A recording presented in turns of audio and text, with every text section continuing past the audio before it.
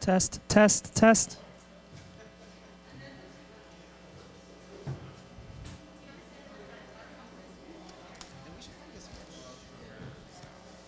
can do that. Or you can ask Celso and Ahmed to do it. Oh, okay, great. I think these are all the chairs, aren't they? Sorry? These are all the chairs, aren't they? No, there's more. I mean, we should just grab more from back here and stuff. Could you help him, or could you help him move some more chairs out? Looks like more people are coming. It looks like there's some more red chairs in the back.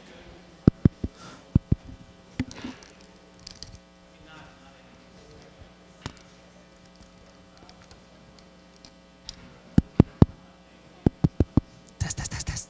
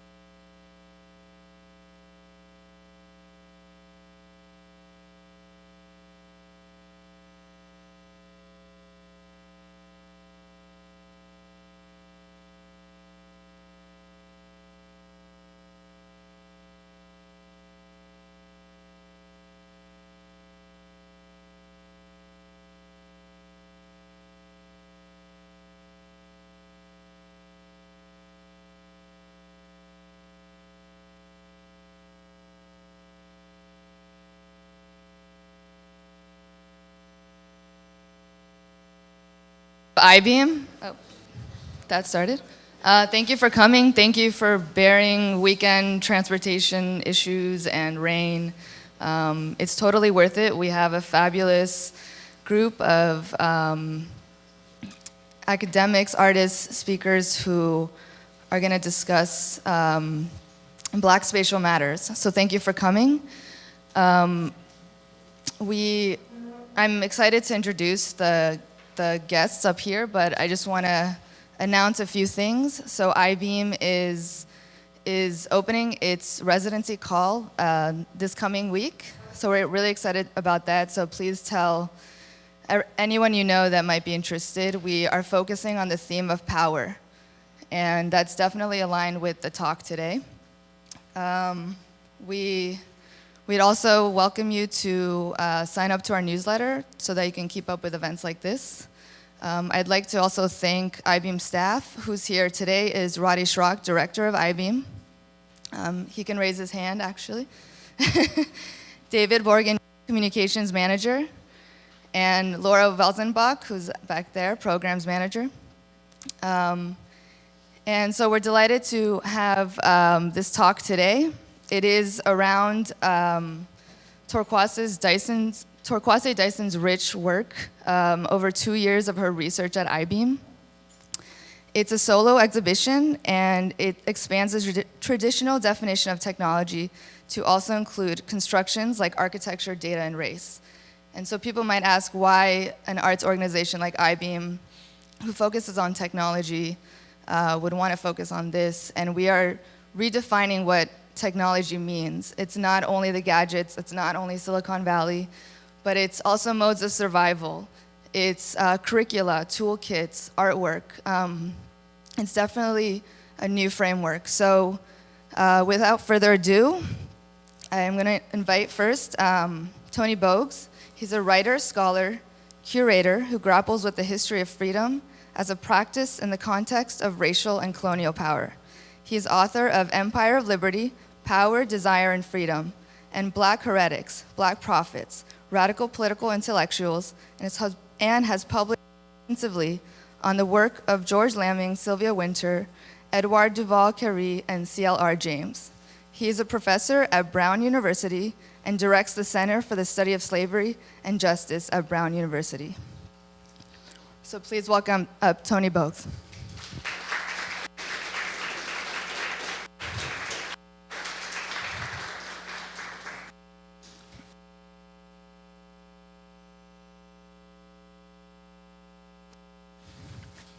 Torkwase Dyson, artist and current researcher. She deconstructs natural and built environments to investigate the liminal space between unkeeping place and placemaking. She is a lecturer at the School of Art. Please welcome Torkwase Dyson.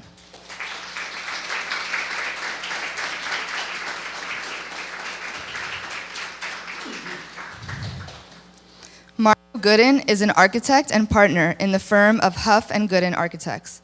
He is associate professor in the Graduate School of Architecture, Planning, and Preservation at Columbia University. He is author of Dark Space, Architecture Representation, Black Identity, which illuminates compelling ways of translating the philosophical idea of the African diaspora's experience into space.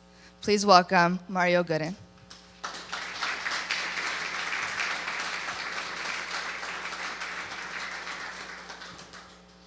Thank you, and please enjoy. And at the end, we will have a Q&A, and this presentation is live streamed, so we're going to have people speak into the mic at the end. Thank you.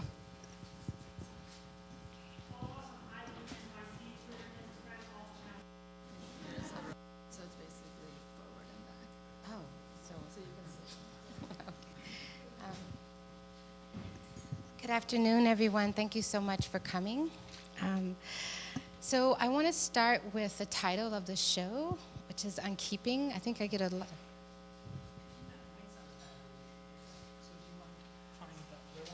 This is the one you were using, right? Yeah. I'll just switch the battery on this one. Sorry about that.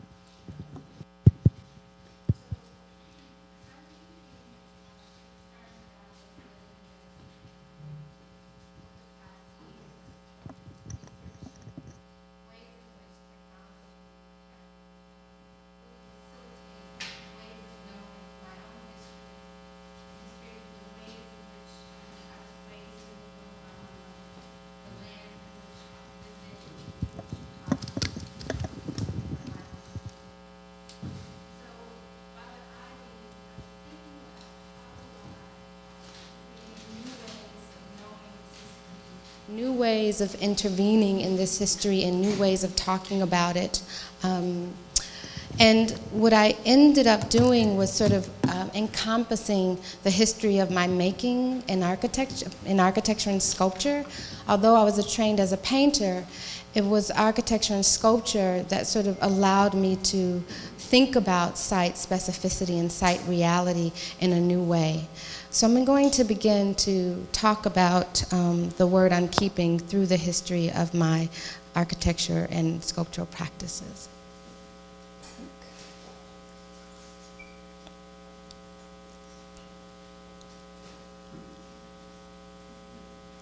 Oh,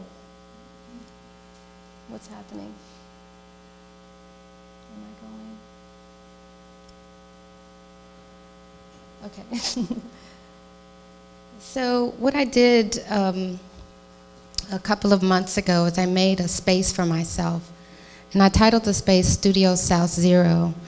And what this space is, it's a way in which I can build a site, move that site quite literally geographically around the United States, and study the history of geographies, particularly geographies as they pertain to Black women's struggles, on site, in site, during site, and also bring in physical space to make things, drawings, paintings, and to make interviews with people, understand people, their histories, and their ways of relating to their spaces.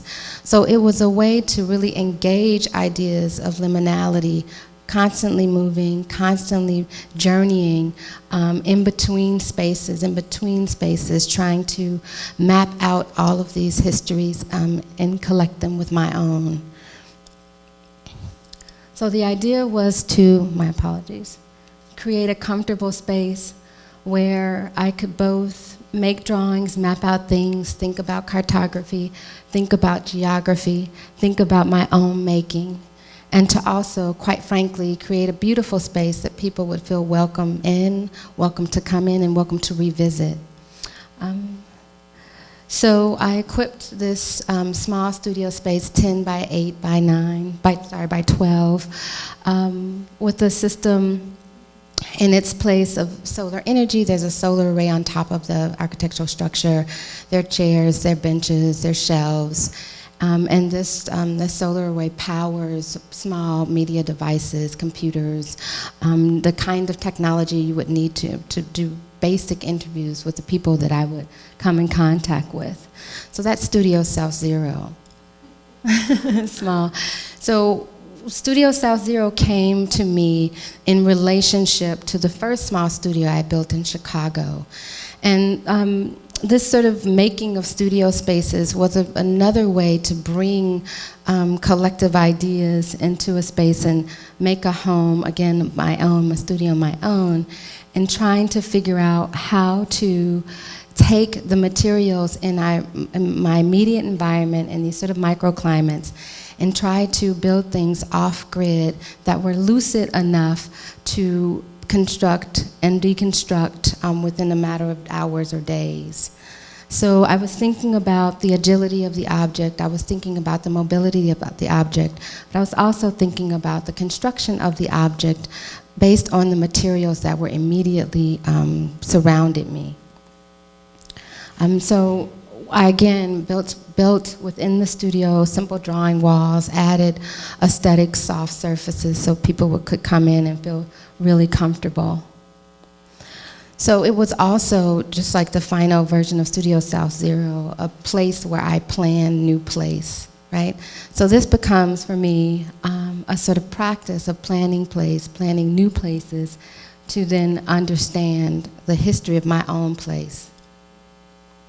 Right? With this sort of introduction as a painter to architecture and space, this was my first sort of object within a space that I thought was in conversation with landscape architecture. So I thought about architecture as a way, or in relationship to autonomy and movement and creating my own space. And I'd also thought about architecture in relationship to the landscape, and tried to sort of combine the two. So I built this very small very small and platform in the middle of Minneapolis, which used to be on a McDonald's site. So I thought, well, how can I build a site where McDonald's used to be, and why would I want to? So what I did was I thought that I could provide a space where the public could come and charge their devices, right? So here we go with another solar array where multiple publics could come, sit, talk, convene, and charge their devices. So with all of this sort of information about building and placemaking and creating conditions of knowing, it dawned on me that I could, as a painter, use this technical information to propose ideas about my own ancestral history. And I could propose ideas in relationship to what I knew about that history. And living in Mississippi and in the South, because I consider myself a person from Chicago, but very much influenced by the South, it dawned on me that I could create representation with the technology and the skills that I had learned through architecture and thinking about landscape architecture to create propositions about this history of mine. So I dove into the ideas of lynching, right? And when I say the idea of lynching, I mean that really specifically, because the way I came to understand lynching and what that is on the body and culture over time and space was through Ida B. Wells' work, also through my experience in Mississippi, and also through different texts that had gone over how or why or when lynching was such a phenomenological experience, both in relationship to my being maybe 6 or 7 when I learned about it, but a very material experience to my ancestors that really haunted me. And through the imaging of the culture of lynching, I really had a sort of rooted fear in what it meant to experience a photograph of my own history and what had happened to my ancestors. So the combination of architecture, landscape architecture, the combination of my own lived experiences in Mississippi, and the combination of the history of my painting practice really led me to think about ways to propose this history of my ancestorship in the language of lynching. So I decided to make paintings and drawings where I would reconfigure the murders, the torture, in the way that I would create images that represented that history, diametrically opposed to the way those images were produced through photography. And I did this so that I would unkeep the way in which that history was documented. I decided to say, as a painter who was interested in kind of abstraction, kind of representation, to use that to have the last word around the ways in which that history was talked about. And so unkeeping through painting, through drawing, was a way in which I am attempting to superimpose the ways in which those images have been circulated and the way we think about those singular or multiple bodies in those different geographic sites. So in the exhibition, each circle you see is a symbol of a tree, and I think that that's explained very well in the text. But as I make a circle, as I make these marks, as I make these paintings, I'm acutely aware that I'm reorganizing my own relationship to the history of that sort of photographic culture, my own relationship to contemporary painting as it pertains to representation, seriality, distilling, and my own relationship to data visualization. So it was through all of these sort of place-making ways of building and knowing through architecture and sculpture that allowed me, or that gave me a sort of way into thinking about challenging the way in which representation in the body and landscape for Black experiences had been done and how I had experienced those things. So to sort of sum up, Unkeeping is the way in which I'm formulating probably my current practice and the future of my practice to use these languages that I've found later on in life to unkeep the ways in which these ancestral practices have been settled through photography and settled oftentimes in films and in literature. So what's so important to me about this conversation is the ways in which both of these gentlemen have thought about scholarship and practice, both in problematizing my own experience as a human, thinking how to create systems to understand differently the ways in which I embody history through all of these forms, but also to think about my making and my materiality as a part of my identity also. So I'm going to stop there and pass the mic to these very generous people. Thank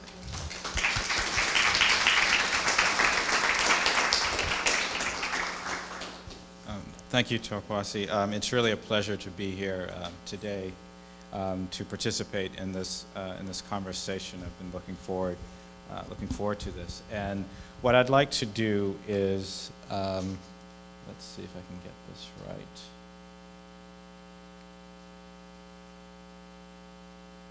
I'm going backwards. Oh, you had more. Much more.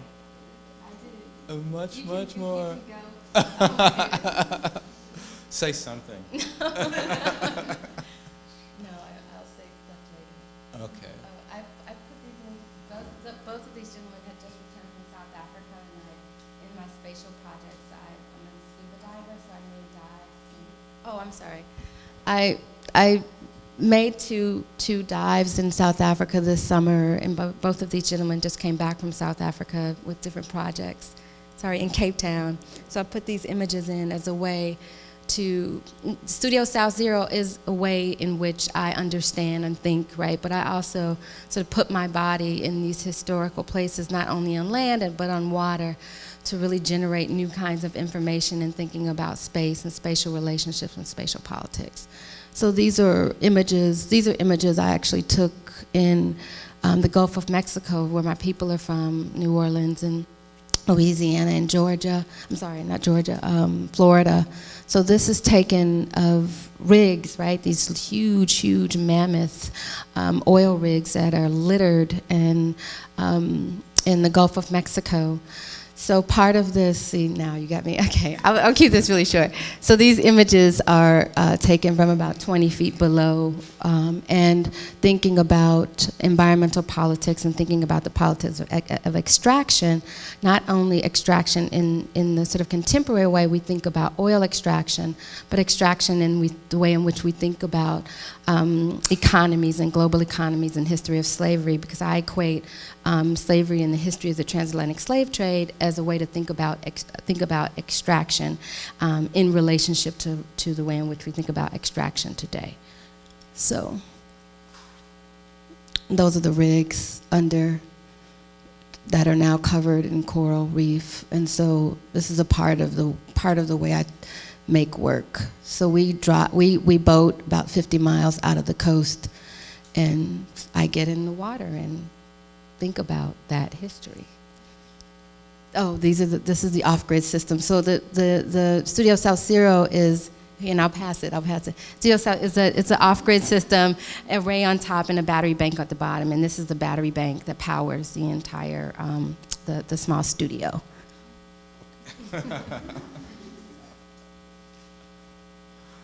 Okay. What I'd like to do, given that I really think Torkwase works between architecture, landscape architecture, art, is locate the discursive spaces that she's interested in, and I should also mention, mapping and cartography within to locate it theoretically within the history of architecture and the neo-avant-garde sort of art of the 1970s, and then sort of bring it back around to talk about ways in which in her work we see identity being materialized and what might be gained from that in terms of the making of architecture. For those of you who've seen the exhibit, you will also notice, I think it's on the back wall, some of the sketches that Torkwase has made, drawings actually, which are quite beautiful and very, very architectural. And so I think we can have a discussion about that a little bit later as well. So I'm going to read just a portion of this and try to keep this going. The relationships between architecture and art were the focus of a special issue of Studio International in 1975 and included essays by some prominent critics and architects and artists, Daniel Buren, Germano Celant, Rosalie Goldberg, Dan Graham, Charles Jenks, Joseph Rickwert, and Bernard Schumi, among others. Of particular note, Celant, Goldberg, and Schumi focused on discursive spaces within art production and architectural discourse. In each of these three essays, the concepts of space, spatial relationships, and experience are critical to the production of art and architecture that reorients subject and object relationships in order to address questions of politics and institutional critique, pointing the way towards latent considerations of subjectivity and identity. In the article Art Spaces, Celant writes, "Spatial articulation becomes the object of the artist who immerses him or herself in the space, treating it concretely like material to be molded. He puts it together and organizes it not only on a superficial and visual level, but also in such a way that it affects the spectator's own senses and movement. The result is something more than a mere projection of surfaces homologous to the actual walls. It involves a real experience of the given field, with the plastic relationships providing the environment with an extra dimension."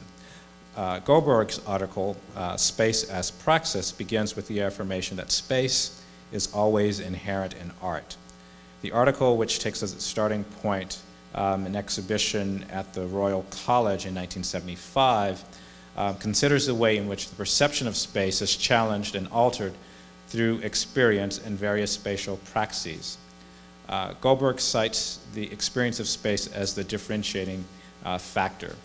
Her emphasis on the performance space, or space as performance, and the materialization of concepts leads to the insistence on the body as a means of experiencing space and a different spatial expression than painting or sculpture of the previous avant-garde movements. Similarly, make sure I get this going the right direction, here we go. Bernard Schumi, in an essay called Questions of Space, and this is a drawing from that opens his essay, argues that the perception of space is directly tied to the experience of space. And so here you see, with Questions of Space, experience, conceived and perceived, and this drawing that you see that's made here, this was an exhibition in central London in a sort of Palladian space where he asked 66 viewers to write questions regarding space and to define how they think about space. In his seminal essay, The Pleasure of Architecture, he goes on to describe the ways in which architecture has, let's say, failed to deal with space, or has broken its discourse into two, one about the architectural object and the other about space. However, in 1990, Schumi wrote that the aim of architecture is the experience of space.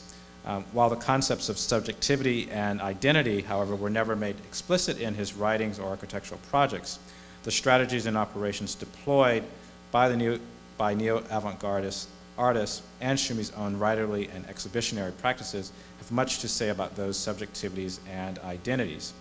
And so I'd like to, one of these artists that I'd like to bring your attention to is Adrian Piper. This is a piece from an artist space exhibition, a group show in 1978. This was separated from the other exhibitions in the piece. It's a photograph that's 18 inches by 18 inches that you see on the wall here. Here's an enlarged view.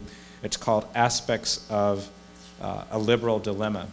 And along with the photograph, which shows a group of, and I guess this is some synergy here, of South Africans descending a staircase while staring directly into the camera, we hear Adrian Piper's voice addressing the viewer.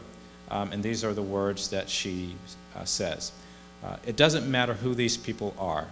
They're parts of a piece of art, which is part of an art exhibit in an art gallery in Soho in New York City. This gallery is one of the best, progressive, daring, shows some of the most interesting and aesthetically innovative work around. You expect and hope that when you leave this gallery, your conception of what art can be will be altered, maybe even expanded, if only in the smallest fraction. Piper makes the viewer aware of the act of looking at and reading the image. The taped monologue's interrogation leads the viewer to realize that his or her responses are the primary focus of the work. And she goes on to say, in looking at this picture, you carefully monitor any subliminal or undisciplined reactions you have to this image of assertive, aggressive, angry-looking blacks. They might be part of the piece. In fact, all your reactions, all your thoughts are about what you are now experiencing might be part of this piece. In this space, in this gallery, in front of this picture, you don't want to let your politics interfere or deaden your aesthetic perceptions, but rather contribute to them. Your political reactions are part of the art experience you are trying to have. So you try to be self-conscious, extra self-conscious about your responses in order to understand the piece better. And then I'd like to maybe talk about another one of Piper's pieces called The Mythic Being. And I'll just describe it a little bit before playing part of this. Piper would further go on to explore, and actually this is a little bit earlier, racial identity, representation, and subjectivity was made more explicit in this piece, Mythic Being, from 1972 to 75. And it's a street performance in which she dressed as a black man with a dark mustache, afro wig, and reflective wire-rimmed glasses. The performance was recorded, and I'm not quite sure if we're going to have sound, but she's walking down a street in New York, this is 1972, repeating incoherent mumblings. No matter how much I ask my mother to stop buying crackers, cookies, and things, she does anyway, even if I always eat it. So I've decided to fast. So let's see. Do I need to? Maybe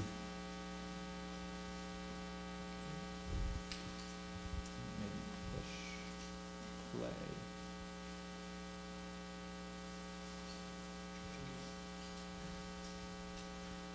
Oops.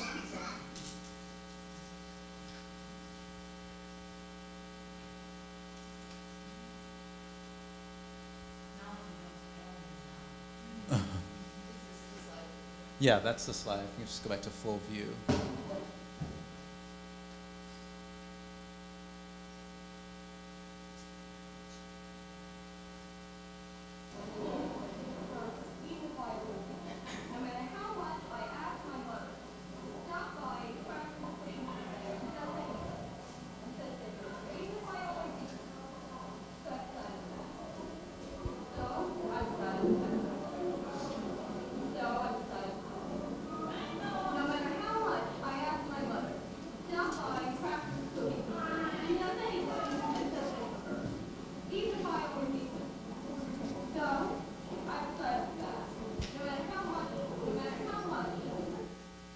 Well, you didn't quite get the video, not quite sure what's happening, but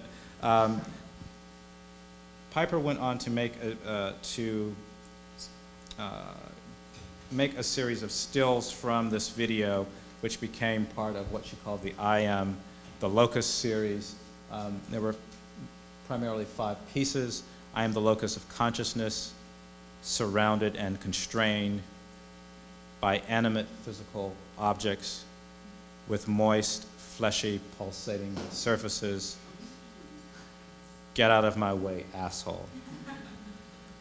The operations that she deployed in her work, spatially connecting visual foregrounds with their political and cultural backgrounds, socially repositioning relationships of interiority and exteriority, visual and spatial flickering between the perceived other and its repressive power structure and programmatic, and spatial disruptions to normative hierarchies of architecture and urban space, I believe are similar to those deployed by Torkwase and several of the pieces in the exhibition here. They do not portend a set of codified techniques for rendering identity in architecture, but rather attempt to locate a material dimension for thinking about architectural space, spatial relationships, and race. Of note, in a number of the works, concepts are materialized through the experience of space, reflectivity, depth, and layering of textures, as you see in this piece, Strange Fruit, or from the Strange Fruit series. And these render multiple identities and multiple subjectivities. Hence, the question of space, perception, and materiality translate into questions of identity, and such discursive spaces have the power to reveal cultural identity, political identity, sexual identity, ethnic identity, and Black identity. Thank you.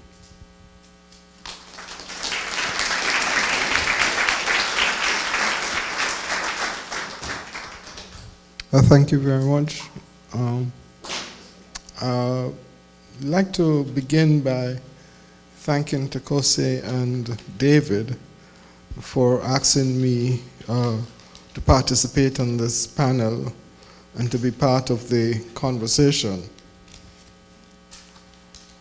I think I got on this panel because of my relationship to the work of Sylvia Wynter, and generally perhaps the work that I do as a theorist and intellectual historian, operating out of what might be called the Black radical intellectual tradition.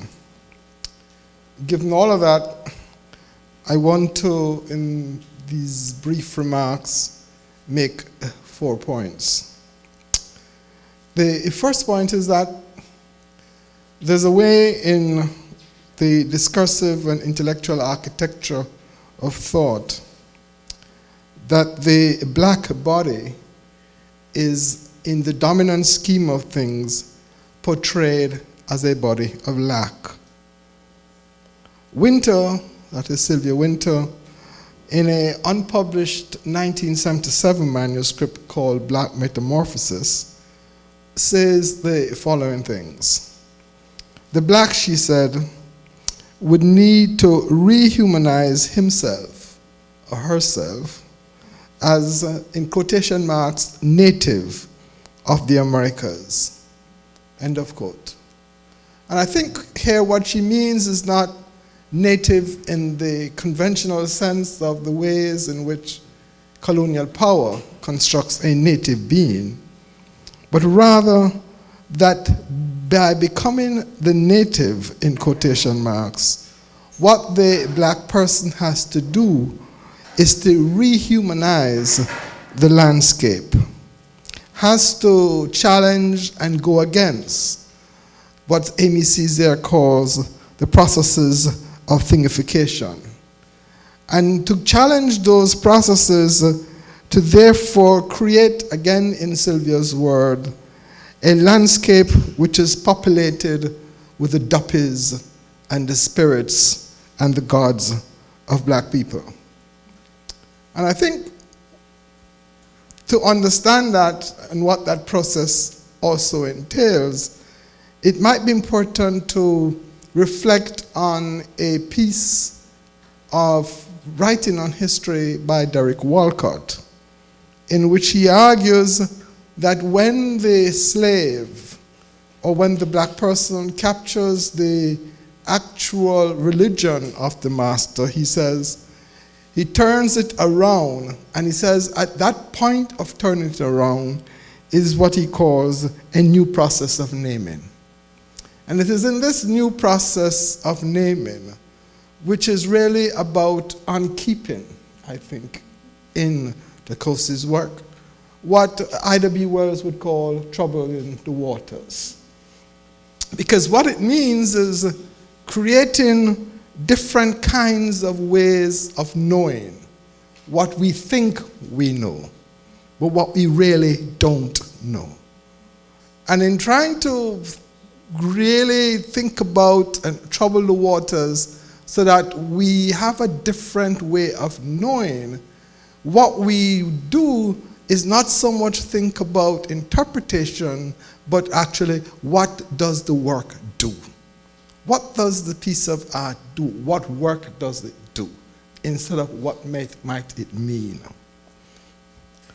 Taking, therefore, the process of rehumanization as one, if you wish, defining feature of the slave, the body that I like to call the living corpse, that is a body that may be socially dead but actually is alive, that we have to understand, I think, that there is a way in which the slave, as this living corpse, recreates and readapts and creates new spaces, not as citizen or as a subject, but rather seek to create as a human being different terrains.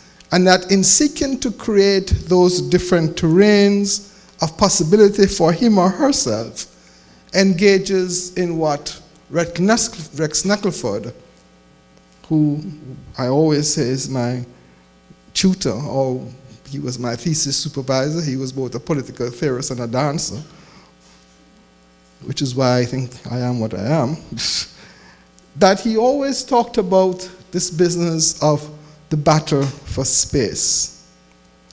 And in thinking, therefore, about this business of the battle for space, then I think that we might want to understand how in the quotidian moments, the ordinary moments of living, this battle for space emerges, and what is created in this battle for space.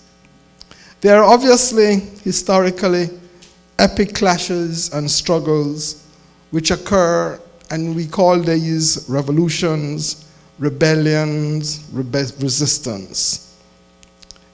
And these things happen in societies where there is racial power and where there is the logics of domination. But the battle for space has a different kind of valence and a different kind of significance, because it is an everyday terrain on which liberal power, I would want to argue, seeks to capture life and to reformulate that life, both discursively, that is ideologically, and then to create patterns and ways of life. And what the actual black body does, male and female, is really to turn their body into that battle for space as an instrument in which they can reformulate different practices of life. It therefore means that the body, the corporeal body, is absolutely essential, not just to art or to painting, but to any thinking about new space. It therefore means that things that come out of the body, like music, art forms, religious practices, that these are absolutely critical in us trying to understand how these new spaces are created. And these new spaces are never permanent. It's my historical understanding. They are always contingent. And they're always contingent because the way in which liberal power operates is to grab these, reorganize these, and then create something else. And the example I always use is, I come from Jamaica. I'm walking into Times Square about 8 years ago, and I see Bob Marley. I've written extensively about Marley. I look up and I see in Times Square a picture of Bob Marley with glitz. And I'm stunned. Stunned first because this is Times Square. I thought, oh, Bob Marley in Times Square.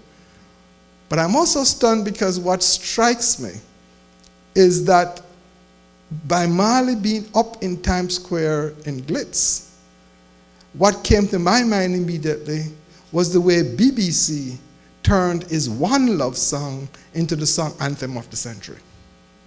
And I then had to ask myself, what is it that's going on here? What is it, how is it that a space that has been created by Rastafari, and that's one of the most important spaces, I would argue, in the black diaspora, how that space, how that body has now been captured and reorganized and turned into One Love. Because One Love meant something else, not the One Love that BBC inaugurated the 21st century with. And it's the same thing it has done, the hegemony does, the liberal power does with a lot of people, not just music, but also, quite frankly, with politics. It therefore seems to me that in trying to think about this battle for space, that it might be important for us to think about what I like to now call a poetics of freedom. Robin Kelly, a very important African-American historian, has written extensively about the black radical imagination. But I would want to push Robin a bit. I think I can, we know each other. Push him a bit to say that there is a way in which to think about the black radical imagination is to understand it as a platform. It is to understand that it works in a certain way. But what work does it do? And that the work it actually does is to create what I like to call these poetics of freedom. To create a language, to create a grammar, to create a vocabulary, to create, therefore, ways of thinking and forms of practice in which this question of freedom is at the very heart. And I think looking at your work this afternoon speaks to that issue as well. Speaks to the issue of a certain way in which the work is unkeeping, troubling the waters, but suggesting to us a certain kind of poetics, not just of space, but of certain poetics of freedom that we might want to think about. I know that there is, in thinking about architecture, the work of Blanchard, the French thinker, in which there's this question of the poetics of space. And that question has dominated radical and avant-garde thinking around architecture for many years. But I would want to trouble that a bit and suggest that in thinking about black life, both in the diaspora and in Africa, that perhaps the question of the poetics of space needs to be replaced with this poetics of the imagination, and therefore the poetics of freedom. So to think about space, therefore, and the use of space is to understand the creation of alternatives to the dominant. It is to think about constant battles for space. It is about thinking about forms of production, adaptation, and readaptation. But it also does something else, I think, which we need to be conscious of. And that, what does this do for the business of aesthetics? I would suggest to us that if you think about it the way I've been trying to suggest, and following Sylvia again, that we might have to reformulate this notion of aesthetics, not as taste and judgment, but rather, what does the work of the aesthetic do? In asking that question, we move from what Sylvia Winter calls the opiate of aestheticism, which is her quote, to thinking about practices of the aesthetics as practices of deciphering. That is, moving beyond Clydesdale's post-aesthetic critical practice to think about aesthetical practices in which shifts from the interpretation of meaning to grapple with what it is that the actual work does and the grounds and the procedures which go in to create the work. And I think about this in particularly in some of the stuff I've been doing with Haitian art, to say that there is a way in which to think about Haitian and African and Caribbean art in particular, and I would argue South African art now, that to think about it only in taste and judgment and form leads us to questions about modernism which are not well placed. And trying to fit in these things into some kind of art history of modernism, or in the case of Haitian art, surrealism and the relation of Andre Breton and so on and so on and so forth, without coming to grips with another set of histories, that is Unkeeping, Troubling the Waters, coming with another set of histories and connections that allow us to begin to rethink these questions of modernism, and perhaps thinking through what Stephen Alexis, who was unfortunately murdered by the Duvalier regime, thinking about questions of the marvelous. And what does the marvelous mean? And a certain kind of marvelous realism in trying to think about the practices of art for black folks. In the end, therefore, come to my final comment, that to think through some of these issues, in my view, leads us to a question that the artist posed in one of her texts. That is of humanism. And when David sent this to me, I wrote him back immediately. He will tell you to say, David, I'm sorry, I have to respond to this one. Within the black radical intellectual tradition, I would want to argue that humanism is a vexed issue. That in the work of people like Aimé Césaire and obviously Sylvia Wynter, that we gravitate and we go towards this business of humanism. When Césaire himself talks about a kind of capacious humanism in which he contrasts to Europe what he calls the pseudo-humanism of Europe. But my query is that, do we really want to think in those terms? Or, if we think about the intellectual tradition, which I have described very briefly and in very sketchy terms, that is this tradition not really about trying to rip open this idea of humanism?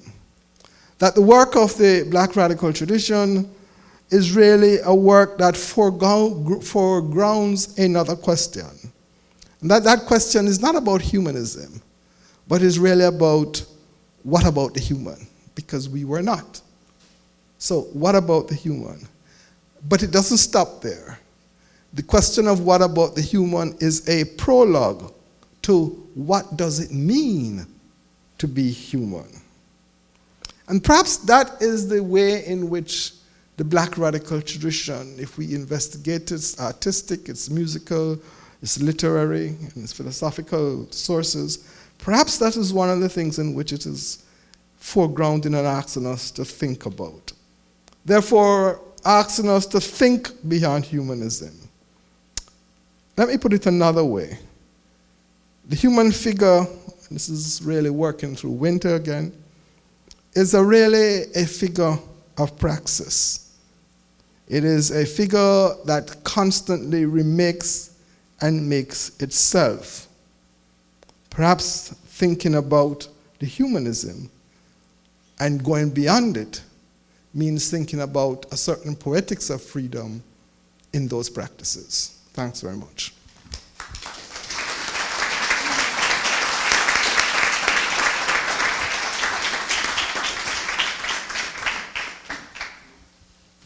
Thank you so much, Tony and Mario. I really appreciate your contributions.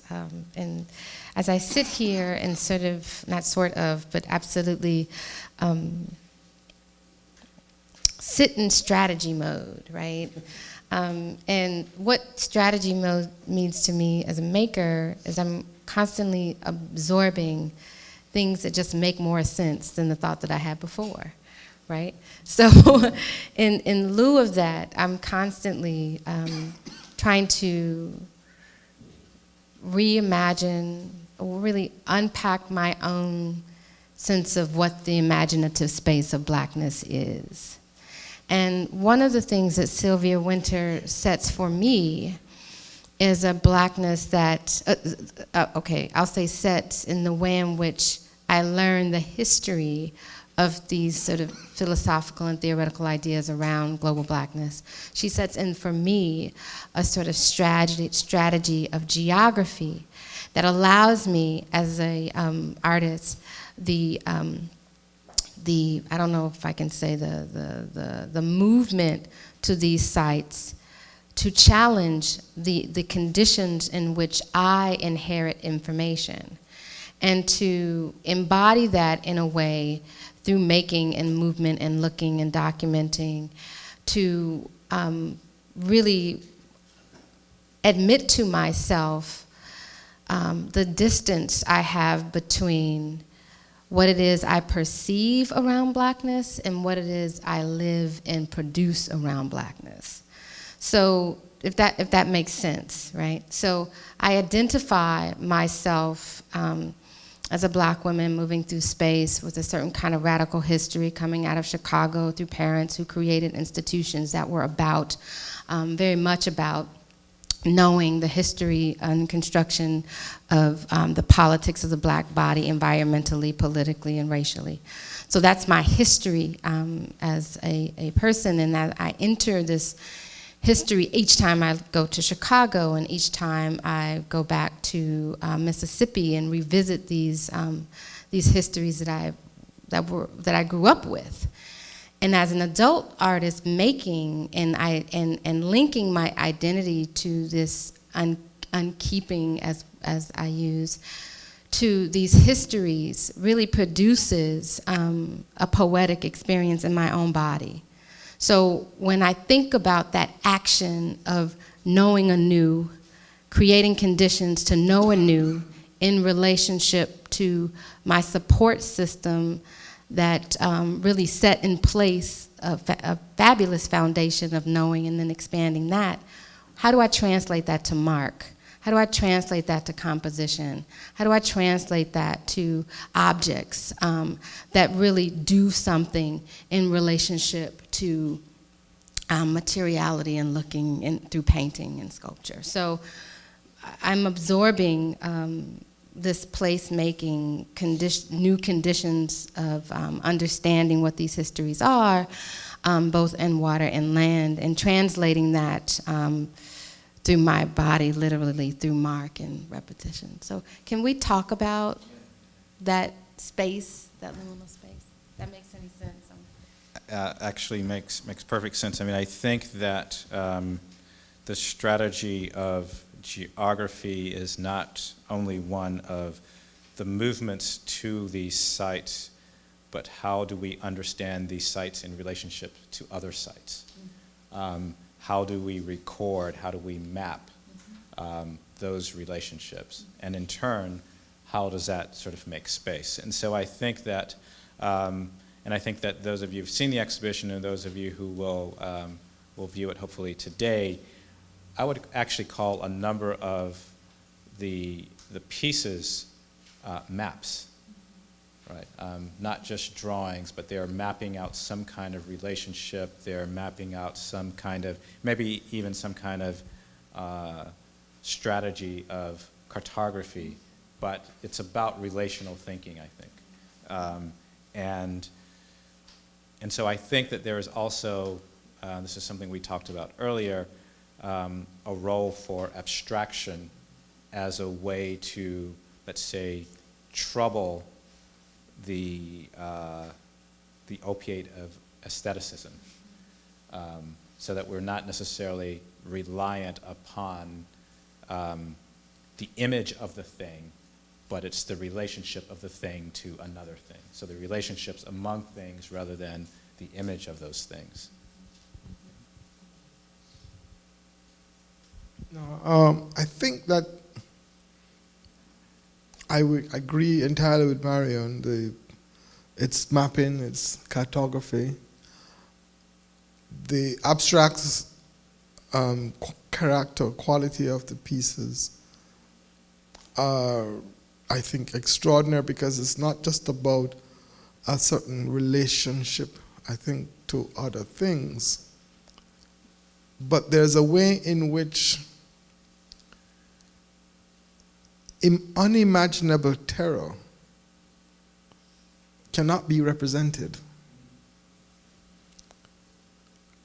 We know that there's always a gap between representation and the image and the real. So that when you have to think about unimaginable terror and being black as being part of a certain lived experience of that terror, then abstraction becomes one entry point, I think. Not in representing it, but in thinking about relationships. Right? And therefore, the works are not about representing Ida B. Wells, but forcing us to think about a set of relationships at that moment which go through the Red Record, which go through her remarkable work of writing about lynching. There's nobody else like her, I'm afraid. I mean, there's Du Bois and somebody, but she is the person. And therefore, to think about how she did that and weaving a certain narrative through those dots and bodies and trees, which under the title of Strange Fruit makes one have to think, quite frankly, not just about lynching in the late 19th and early 20th century, but black bodies today. And that's the relationship. And you don't get that from images and representation. Images and representation, I think, puts us in a certain historical moment, which is absolutely necessary. But it doesn't necessarily forces us to think through relationships sometimes. The other point I would make as I listen to you and the poetic force that comes inside you as you begin to do this work is, I've always said that the very last chapter, very last sentence in Black Skin, White Mask is the most profound things that Fanon ever wrote. It says, "Oh, my body, make me a man who always questions." That's the last sentence. And I always thought that, it is not "oh, my head," it is not "oh, my consciousness," it's not it's "oh, my body." And therefore, the poetic force that you are talking about is a certain poetic force, I think, that comes from engaging in that unkeeping, which can only, I think, be successful because it is a poetics that involves, quite frankly, a certain radical imagining of the kind of relationships that you want to think about and the ancestral stuff that you're thinking of.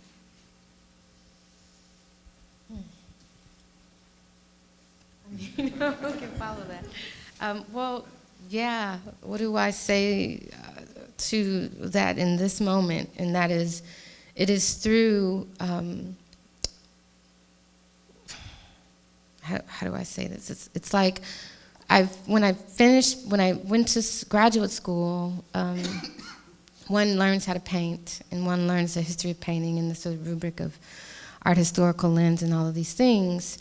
And I knew, and I felt like looking at painters that really sort of moved me poetically and asked questions that were beyond the painted object.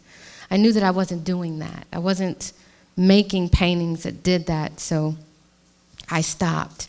And it was through thinking about space as a medium, thinking about architecture or the ways in which I can cite myself in these historical spaces that really induced a reconnection to that ancestral past, and a reconnection to, I think, the value of what it means to make paintings the way I'm interested in making them. So that kind of collapse, or that amalgamation of moments through my own genealogy and my own recent and further past, through this new information around what architecture does and can do, just hit me at a moment where I was able to perceive the planet, right? I began to perceive what it meant to live amongst a sort of history that is environmentally torn in relationship to my body and my ancestors' body, and environmentally torn in relationship to resources right now. So there was an immediate connection between ecological troubling right now and my own history and identity. So when I was able to link those things together, then I was able to really have a profound moment of seeing those bodies in those trees, in that landscape, in relationship to that soot, in relationship to that ash. So it became what Sylvia Wynter talks about really wonderfully, this phenomenological experience, but this also physiological experience. Not about the moment of my body, but the moment of my ancestral body, that their physiological moments were active in me in that point.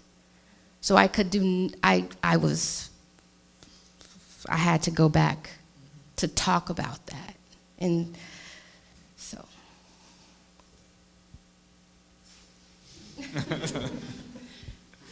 Well, actually, I'd like to go back to something that Tony said about what must the black body do? The black body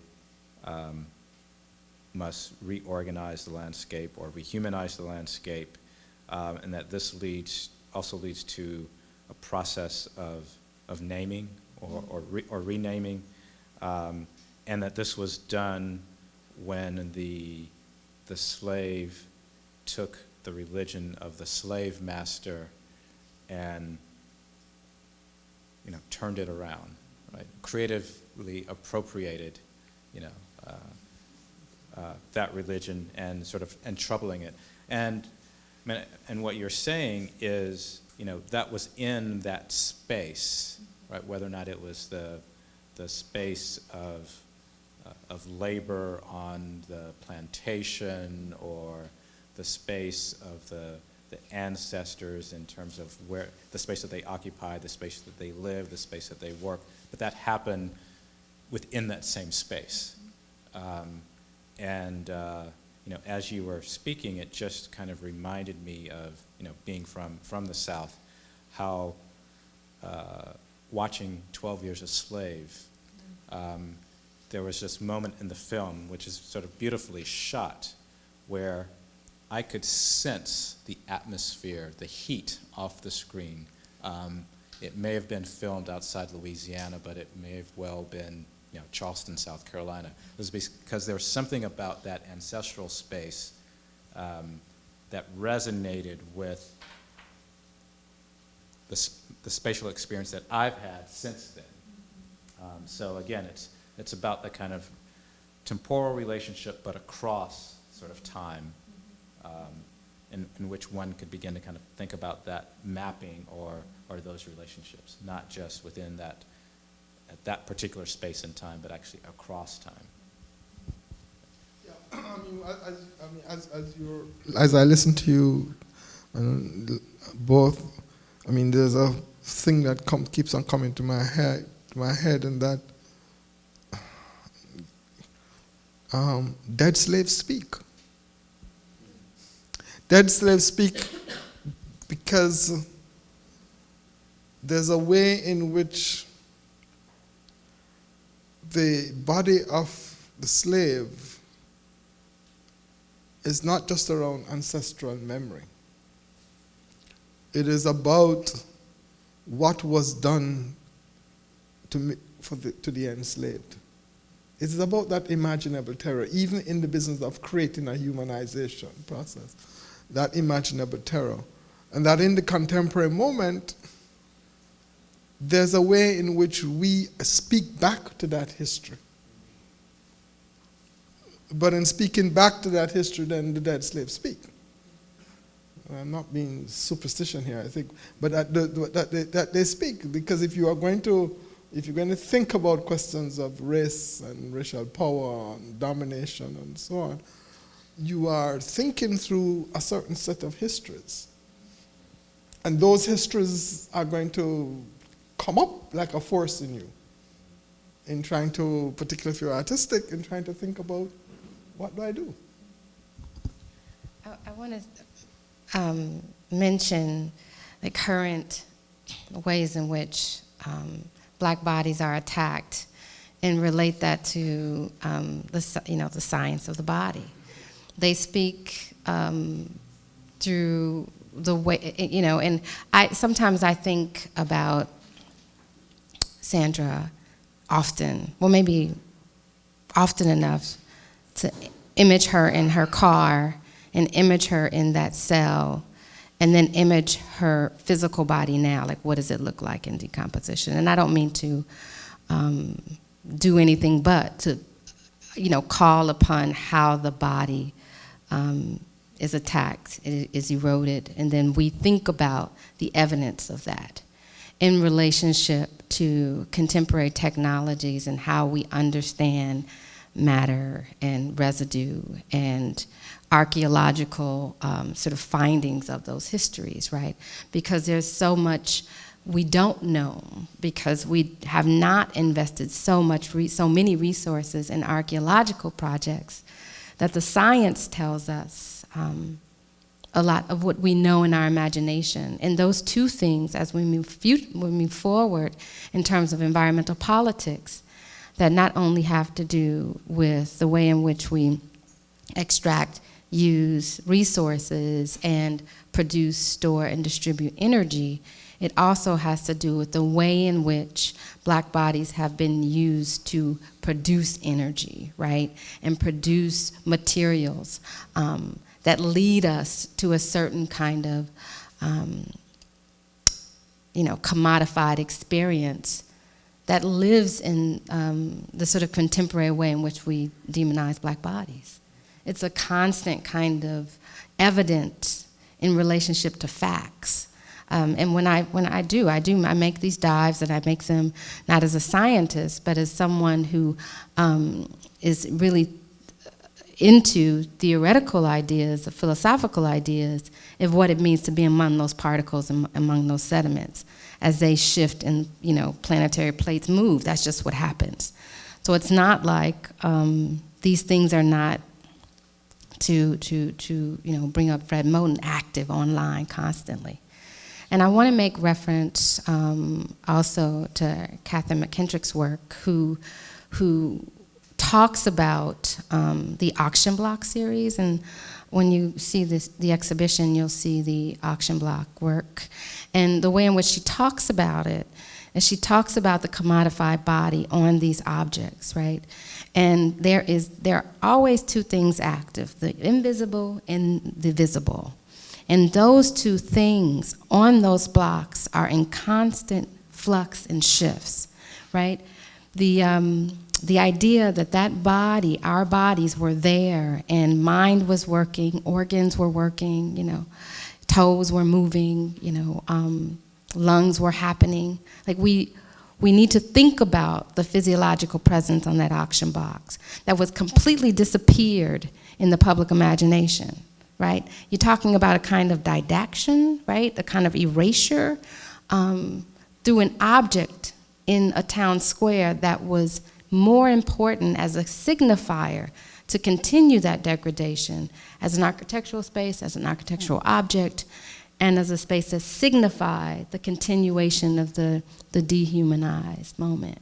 So all of these moments now, whether it's a sidewalk, highway engineering, where black bodies are moved and shot down, a car on a highway, I have to continue to think about ways in which to get at the truth of the human, right, or the human experience. So, should we? Sorry, we're having this conversation. Should we open it up? Where are we? Sure. Laura will pass around the mic. So feel free to raise your hand if you have a question for the panelists. Or let it sit for a moment.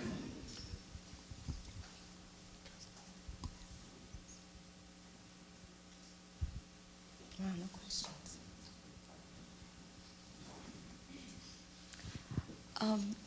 I want to try to connect what I thought was an incredibly moving image of the studio, right? Which the small studio which has a kind of extraordinary interior space, which is also movable, and then an equally extraordinary exterior, which is so friendly to the planet, right? I mean, it's so environmentally sensitive. And the word you used, one of the phrases used in there was off-grid, that you wanted to go off-grid. And so, I mean, there's a lot going on here, so I don't know how articulate this will be, but I was thinking about the significance of of imagining being off-grid within the context of Black history in this country, which is such a history of displacement, even within, right?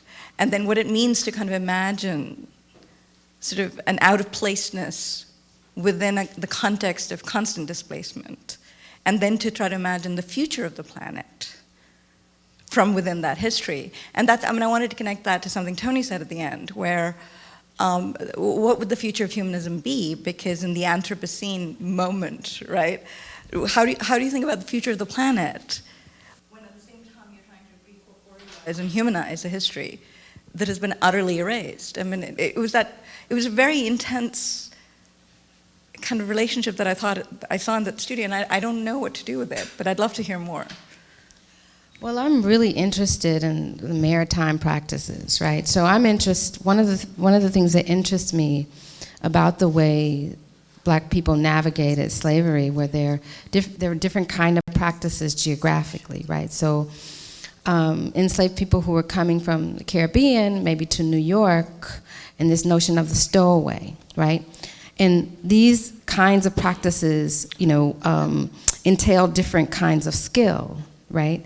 So an enslaved person who sort of was born instead of South Carolina and was sold to someone who had a sort of merchant practice on water, then was sold to someone else because of this skill of navigating waterways throughout the country and having particular kind of knowledge around technology and ship architecture. That was a particular kind of movement, right? And so when I think about that kind of acquirement and in relationship to autonomy, I mean the acquirement of skill based on being someone else's property, and then using that skill while enslaved to create autonomy, that's a really interesting, immediate strategy that I know to be true, right? So I can teach myself the skills of, one thing I can teach myself the skill of collective learning, right? The skill of engagement, the skill of sort of shared information, right? One thing, so I can teach myself how to negotiate and create possibilities with other people that influence my freedom. Collaboration. That's an intense skill in the future of environmental degradation, collaboration. So I can do that, and then I can understand the history of collaboration as it pertains to autonomy, right? So these single individuals who were moving across the United States were claimed property by other people, but in collaboration with different people were able to escape, flee, write, move, free other people, plan, and you're talking about urban planning, okay? You want to talk about urban planning in maritime cities like New York. To get to your point, is that these are the kinds of history that informs my building relationships to different people around the United States geographically to understand their particular need in relationship to the infrastructure, contemporary infrastructure. And I'm talking about immediate resources like water and power. So to look at that history of the way in which Black people navigate skill, architecture, geography, space, and collective learning, employ it through Studio South Zero and conversations to really understand what people's immediate infrastructural needs are and how they're being usurped by contemporary industrial colonialism. That's what it is, right? So how do you negotiate it? Skill, technique, ambiguity, privacy, communication, information, organizing, seriality, production, and being acutely aware of that these things are strategies, not fixed strategies, but that's what they are. That's the best I can do with impending environmental concerns in my answer to them. Yeah. I would add one other word to that, and that's probably invention. Invention, right? absolutely. Because invention was of necessity in order for survival, or in order for slaves to produce, to be productive, you know, on the plantation or what have you, or within the urban environment. And imagination. Yeah. I forgot invention and imagination. Absolutely. I think in response to your question, I would only add this, that it may be useful for us to think that the emergence of humanism and the human in Western thought, as Winter makes so clear, happens at a specific moment with what she calls the de-godding of thought.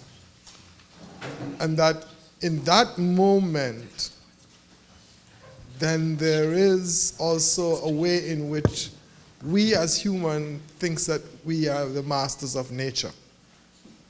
It's no longer the divine, but we are the masters of nature. And that in that moment as well, therefore, begins a historical process, part of it is colonialism and so on and so on and so forth. But in that process of being masters of the universe, I'm not talking about Harvard, I'm talking about us as humans, being as masters of the universe, then we think we can bend nature to in whatever way we would want to. And this is one of the reasons why I have a large question mark about humanism. Because I would want to say to go beyond that is to think about the human figure in a different way and its relation, what does the human mean, in relationship to questions of ecology and obviously and the environment, where you are no longer masters of the universe, right? Where you have to find a different set of relationships. What those relationships are, I really am not, I can't say at all. But I know that unless we do that, then we are heading for, for disaster. I mean, we're in a mess, and the mess will become a disaster.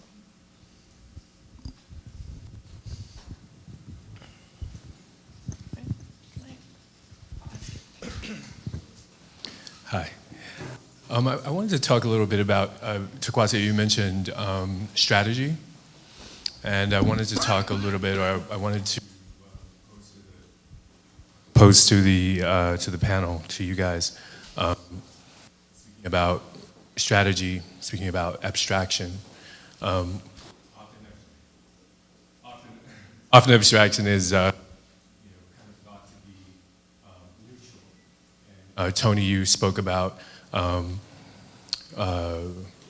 poetics and the idea of using abstraction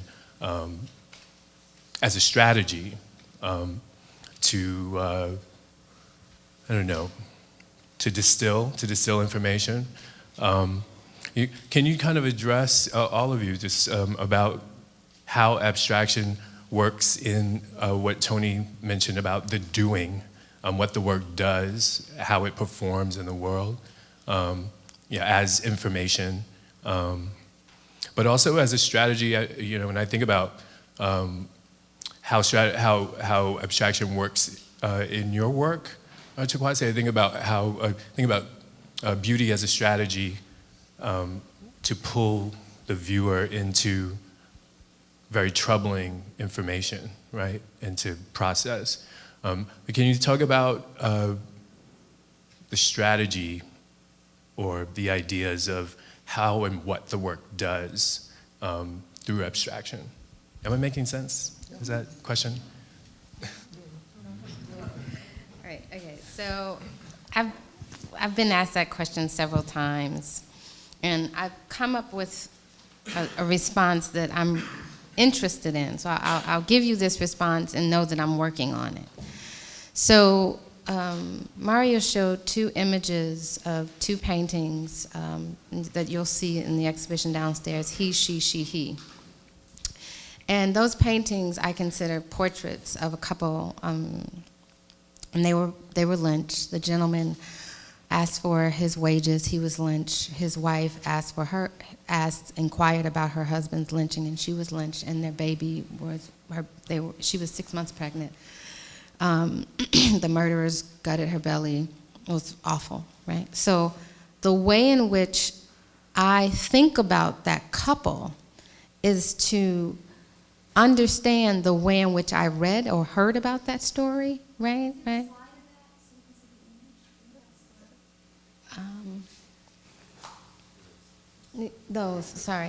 So this couple, right? So the way in which I think about this couple and think about the ways in which I understand the imaging of lynching, I am aware that I am thinking about their love. I am thinking about their commitment to each other. I am thinking about, their life together. And so I am spending time in abstraction to get to that, right? So I am very much interested in that one-to-one relationship. The getting to their love and getting to their commitment to each other and getting to the space that they shared in a home and getting to that family. And really not letting that narrative have the final word of that couple. So that's where I am. And I don't know what their home looked like, but I imagine it. I don't know what they said to each other before they went to bed. I don't know what they were going to name their baby. But I'm interested in that story. And I'm interested in that representation. And I'm interested in that kind of moving back through those histories, those images that this is the culture of lynching, right? And I wasn't introduced really to Ida's work until later, and the way she moved journalistically around the South in writing. I mean, it's just, you're talking about a woman who got to the bottom of terrorism in a time where she was an immediate threat all the time, and you can talk about Ida's work also, right? But that kind of model in information and knowing, because I'm not a journalist, I'm not a writer, I'm a painter, but I think about the velocity and the fortitude in which she moved through that information. And then I give myself the allowance to move through the relationship of that couple, right? In a loving space. And that's what I use beauty and abstraction to do, to move through to a truth, right? To a way of knowing that intimacy that has been culturally just not necessarily addressed.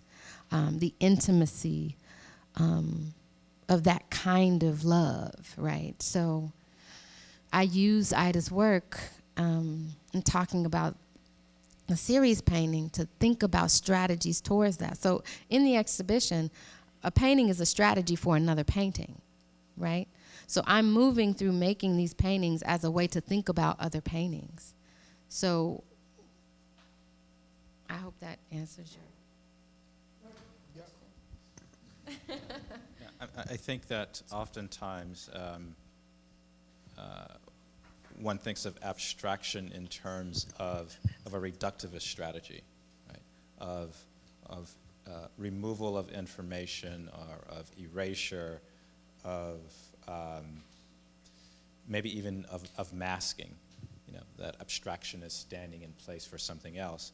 But I think what's quite nice about what you said is that abstraction can also be thought of as almost as a supplement, because you're bringing something else to the narrative, right? In terms of imagining, you know, well, what is the alternative narrative? What is the alternative history of this couple? Not just the lynching, but they had another history. Right? And so abstraction is a way of getting at that other history, or of supplementing, you know, what is in the history books in terms of, or what's in the you know, the official narrative. And it's speculative. Like, I don't know. Like, I don't know what their arguments were like, right? But I like to think about, like to think that they were juicy, right? And I don't know, you know, what their life was like. But this is another, I think, the really great thing about that I'm learning about architecture is you can have all these propositions and speculations. So as I make these things, it's through those strategies that I'm making these propositions and speculations, and I enjoy that kind of reconnectivity and way of knowing, right? To a history that says, you know, we have more than a right to live and love. You know, it's more than a right, you know, so. But I mean, I think that, I mean, what you identify is, I mean, you know, all of the speculation and so on, but for a woman to ask somebody what happened to her husband when she knew he was lynched is to knowingly put herself in danger. And therefore, for her to do that means that great love. Because she's asking, you all have to give an account for somebody I love. With somebody I love in my belly. Yes. And that is a great love. This is, yeah, that love, right? That's a great love. So.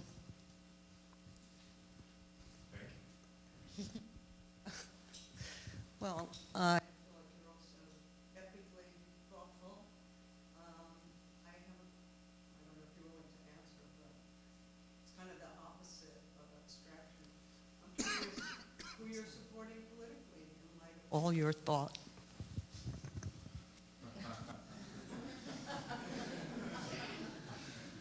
We're having such a polite conversation, and I feel like there's a lot. Well, listen, this is America. That's a polite conversation. All right, I'm gonna politely answer and feel no danger. You get what I'm saying? So that's fine. That's what you're about. I'm sorry, what? That's what you're about, it seems. I'm not sure what that means, but that's okay. I'll answer your question. I have this conversation with my mother, right? And we were like, this is my mother in the corner, Dr. Soyini Madison. Mom, stand up. So,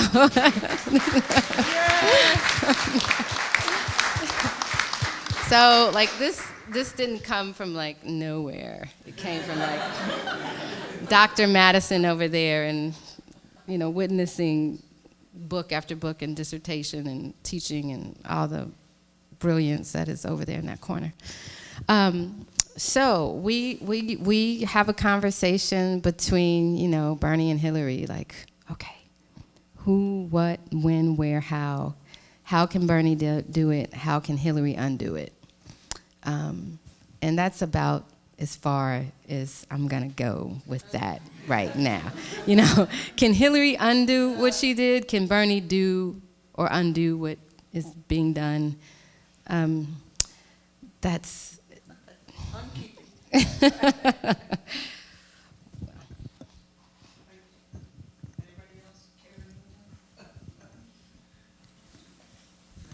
I don't think we're thinking about those people right now. Yeah, I'm going to pivot back to the abstraction, maybe. No, I'm just. No, I understand. I'm sorry. I'm just so steeped into. Well, I think the abstraction question actually remains really relevant and was really well put. And one of the points Mario brought out that, and what you were just saying about generalization being a supplement, I also think, or sorry, abstraction, well, I'll give away what I was going to say. The abstraction might also be viewed as a generalization or a way of sort of moving from one specific moment that you bring sort of to bear on the creation process, then allowing the viewer, I think, to take the image and generalize to related aspects of experience or of politics or of everything that comes to bear on this. So, for example, I mean, in seeing these images and the other ones, well, we know through the title and your description that they're pertaining to the act and concept of lynching. I'm struck by the idea of it as a map and as a sort of piece of information, which as an abstraction reminds me of maps of urban spaces and population, and sort of, I just was reading a piece about how the Supreme Court gutted the Voting Rights Act and thought, ideas of one person, one vote, and how in an urban space, the agglomeration of black bodies was treated in relation to white bodies in rural spaces. And so I'm curious how that relationship between, let's say, the urban space and these infrastructural processes that you're talking about, which kind of, to me, is what ties it to humanism and ideas of post-humanism. If infrastructures of power and of reorganization are sort of superhuman operations, like how does the urban space take on or get treated by what I think you're creating, which is a method or a set of processes? And sort of, do you think it would, have you tried it, and would it be different when you confront urban spaces, and sort of tying to what Mario had said about, or showed with the movement of a body through a type of information, which was the confrontation between the black body and the urban space. So I'm just curious if anybody wants to, at that point. You want to take that on? Why don't you start? Oh, it's me? Oh, okay. Oh, okay. Okay. No, good. So I'm interested in black spaces, from municipalities to clusters to towns to alleyways, right? So the idea of the urban, right? Because it is about a built environment, but it's also about, I think, how we think or navigate the spaces where we land to gather a particular information, right? So I was from Chicago, but I moved to Mississippi, so the landscape was very different, but the way in which I thought about housing, right? And I'm really super interested in recent conversations around shotgun housing in rural spaces and shotgun houses in Chicago. So all of these things in my mind are sort of networked together because my people are from up south. So for me, it is a sort of cartographic, again, Catherine McKendrick way of looking at, how do you move through these spaces, subvert and advocate for your own freedoms, and dismantle conditions of knowing that really create falsehoods around spatial equality, and then replace them with conditions that are closer to the truth around the history of development, construction, deconstruction. And as Tony mentioned, like, all of these spaces are precarious, right? They're all sort of exist in this, that's temporal in a way that I understand that the South is, the new land of industry, right? The new land of distribution, because I'm working with people in Alabama and in North Carolina that have infrastructural issues because their town is about to become a little city. Right, so this sort of push and pull around how we locate the idea of urban spaces and cities, it's just in an interesting moment of fluctuation, right? And so I hope that answers your question, because I'm in question of that. Like, what besides like law, redistricting and reorganizing spatial lines and all of these sort of, some things are arbitrary and some things are, acutely political, and where, migration happens and where, and why it happens. And it's interesting to think about the history of the Mississippi River and its effect on migration and ecology, right? So the flooding of that river was so much a part of huge sort of migration practices, and the sort of deconstruction of Detroit was so much a part of new migration patterns and movements. So I think that they're all in conversation with each other. So my mother, as I brought her up, is constantly telling me, oh, your work, you built all those things in cities. Like all of your, architectural projects are in cities. You built them in cities. You made them in cities. And with Studio South Zero, part of it was built at Socrates, and the other part was built at the Queens Museum, and the other part was built on the street. So it was about navigating very much present buildings and spaces and highways. And when I take it to North Carolina, it's just going to be sitting pretty in the sun, So it's all for me about connectivities around the way in which Black people move in spaces right now.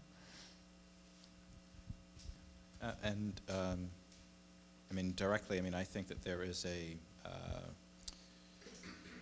a liminality about these works, these particular paintings here, that allows them to operate at two scales, or at multiple scales, not just at two scales, but at multiple scales. And I think that is a resonance of what Tony was describing before, is that our relationship to the ancestors, to our slave ancestors, is not just one of memory, but it's a resonance that's simultaneous between sort of now and then, or between past and present, and maybe even future, right? And I think that's, to me, that's how these works kind of oscillate between that history, but also between the present, but at different scales. And so I can see these as cartographies, as maps, as urban conditions, or at that sort of scale of the man and his wife, perhaps in a rural setting.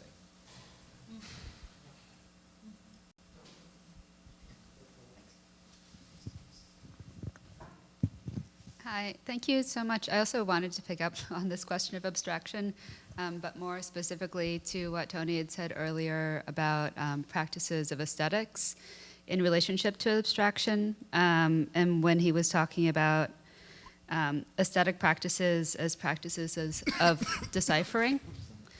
And so to me, after hearing you say that, and then hearing the conversation about the work, it made me think about the work more as a practice of refusal rather than a practice of abstraction, and the refusal being an adequate history that's constructed around these individuals. Mm-hmm. And to me, an abstraction would be almost a passive and complicit relationship to that history. So I was wondering if both the two of you could speak to that a little bit. I kept on saying as I was hearing you, very nice. No, because I think there are many directions in which I think abstraction can go in, obviously. And I think what you have done is to pick up on what I think is a central element of this. And this is part of I think Unkeeping and Troubling the Waters is the part of refusal. It's part of refusing to, it's refusing to be what you think we are what you are, and that's the way we're going to be, right? And I think that's what that is. So I would agree with you. I don't have much to say on that, but yeah. I just wanted to mention that because it seemed like slightly different than the definition of abstraction that has been played out so far. No. I think abstraction is a verb. Oh. It doesn't need to be exclusive. No, it's okay. No, that's all. Absolutely, yeah, yes. The refusal piece is a sort of something that came kind of slowly through the practice. because I couldn't, in every direction I would take to try to make meaning out of sort of history or painting or making, none of it would work. So I really, in a way that made sense to me, right? So I really had to think about the fact that I just reject it. Like I just reject the idea that this is the end of the story, or that these, this way in which I understand space, the idea that I've exhausted the possibilities of space, I reject. The idea that I've exhausted, the way in which I know how history has been shared with me, I absorb and reject, right? Because the way in which I acquired Black history was very sort of powerful lens of self-determination and, because of the ownership of the history, a beautiful history. So I received that, and then as an adult, my rejection or my refusal is much more sophisticated. So I didn't have to sort of unkeep a kind of education that a lot of my peers have to, right? It was made visible to me very early. So when I am absorbing that and saying, and yes, that's what, that's where our parents raised us in the way so we could say, yes, this is not fair, this is unjust, this is the real history. And now that we're adults, we can say, yes, and, right? So the refusal is on top of an already sort of underpinning of information that I know about global politics and the history of humans on the planet. And then in relationship to contemporary set of moments, police brutality, environmental injustice, all kinds of things, and the history of, we haven't even mentioned, medical apartheid, things like that. So those kinds of things, and now really grappling with people like Sylvia Wynter, Catherine McKendrick, Mario Gooden, like grappling with this is really, yes, I refuse, and I'm still gonna be a painter, and I'm gonna refuse through this medium that I love, and for all its faults, for all its limitations, it's like the history of painting. It's like the biggest soap opera ever. It's like if somebody would tell me in those art history classes that this was sort of a farce but true and bizarre, I was, Caravaggio, just like, ooh, even Albers, ooh, Jensen, it's just great. It's a great field to be a part of. Doug, I see you nodding your head back there. One of the great painters in the room. So, yeah. So yes, I refuse and absolutely not. There are a couple of refusers in here, I see. One sitting directly in front of me. So. Yeah, we can take one more question. Okay, this is Hugh Hayden, everyone.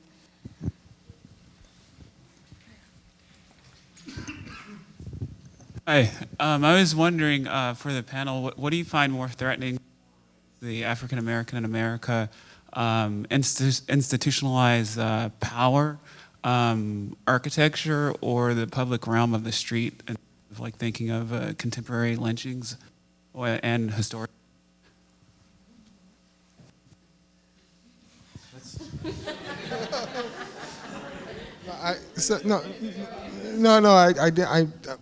Could you just say it again for me, please? Because I was trying to follow you and make sure I get it clearly. Well, there seems like there's the thought of like architecture as this sort of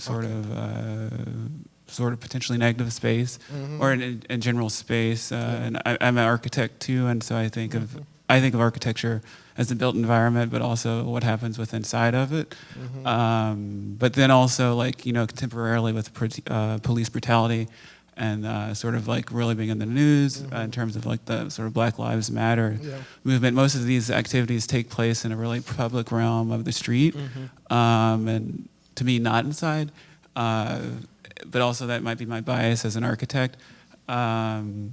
And I'm curious, and then also I guess there's like the institutionalized power and however that might take its way in public housing or access to jobs or education. And I'm curious, what do you find the most challenging right now? Yeah, I tend not to cherry pick challenges, right? Because I tend to feel that when you do that, you lose sight of the whole, and that the things are really so interconnected, particularly in the 21st century, that you have to try and keep your head on to make sure that you are seeing those interconnections. And so, while I understand the difficulty with architecture, while I understand